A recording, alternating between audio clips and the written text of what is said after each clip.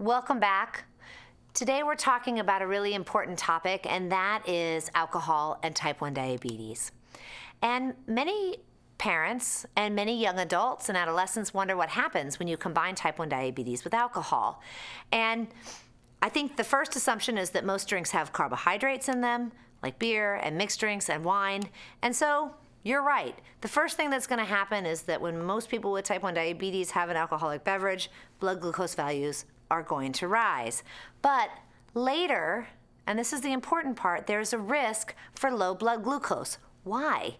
Well, ethanol, alcohol, is digested in the liver.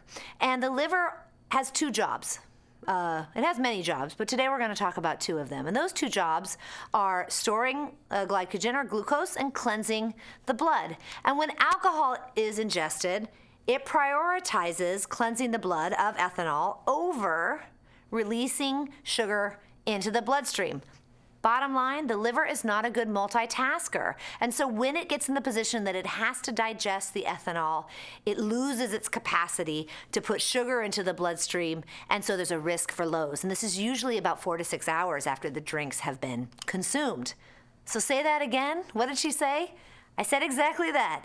At first, blood glucose values are going to rise, and then about 4 to 6 hours, there's a risk for lows.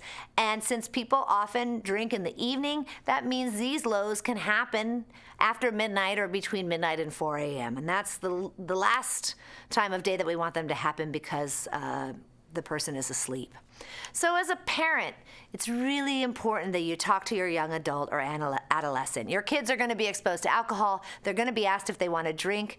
If you have the conversation with them, you're not endorsing that behavior, but you're having an open, honest, and really critical conversation with your young adult or adolescent. And also encourage them to talk with the diabetes care team. If you're not comfortable, you have an entire team of people who are there to support your family and your child, and that is a great resource for you. So don't be shy. Ask the questions when you have that team in front of you.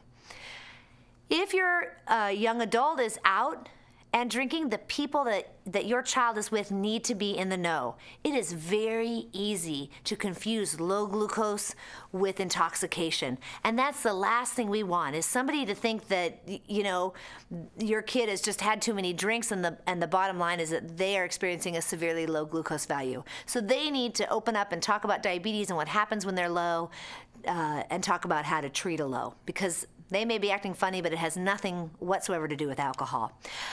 A medical alert is critical.